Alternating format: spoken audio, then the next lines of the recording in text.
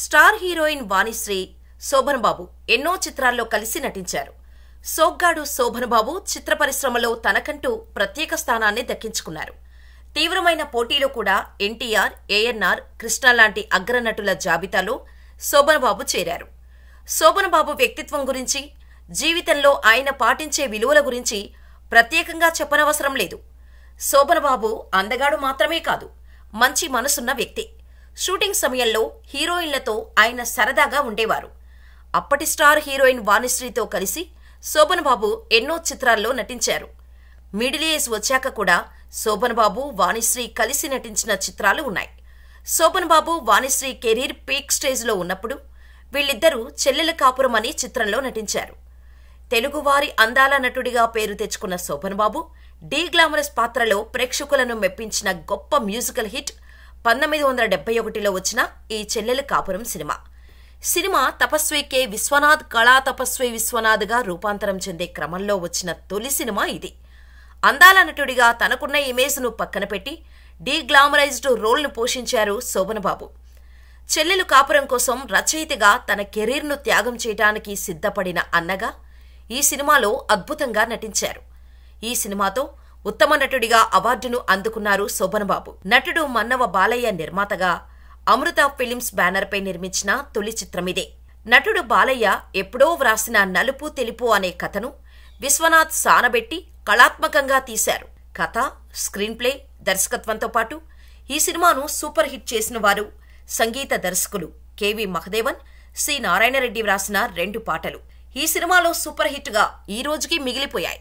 ఒకటి చరణ కింకునులు ఘల్లు ఘల్లుమన, మరో పాట కనుల ముందు నీవుంటే కవిత పొంగిపారదా. ఈ సినిమాలో వాణిశ్రీ నటన చాలా అందంగా ఉంటుంది. ఆమెవి 2 శాస్త్రీయ నృత్యాలు ఉంటాయి. రెండిటిలోనూ ఆమె డాన్స్ గురించే మనం చెప్పుకోవాలి. చరణ కింకునుల్లో వాణిశ్రీ చేసిన డాన్స్ గురించి మనం ఎంత చెప్పుకున్నా తక్కువే. ఈ సినిమా కోసం శోభన్ బాబు తీసుకున్న పారితోషికం అక్షరాల 15,000 రూపాయలు. ఈ చిత్ర షూటింగ్ సమయంలో జరిగిన ఓ సంఘటనని రచయిత జయకుమార్ రివీల్ చేశారు. కవితలు రాసి తన చెల్లికి పెళ్లి చేయాలనుకునే ఒక అన్న కథ ఈ చిత్రం.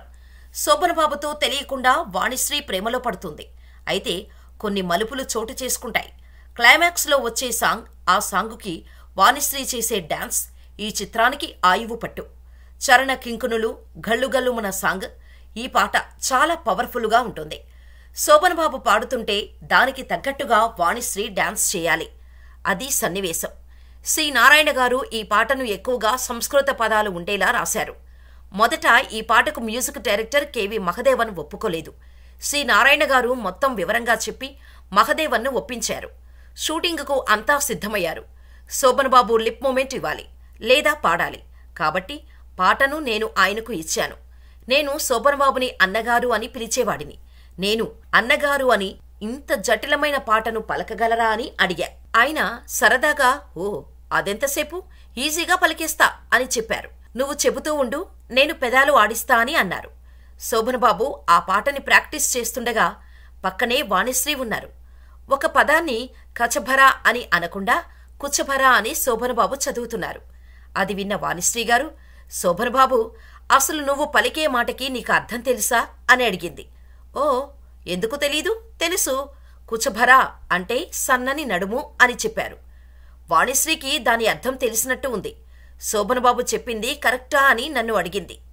కచభరా అంటే నీలమైన కురులు అని చెప్పా. కానీ శోభన్ బాబు కుచభురా అంటున్నారు. అంటే తప్పు మీనింగ్ వస్తోంది. నేను చెప్పలేక చెబుతూ దాని అర్థం మహిళల బరువైన వక్షోజాలు అని చెప్పా.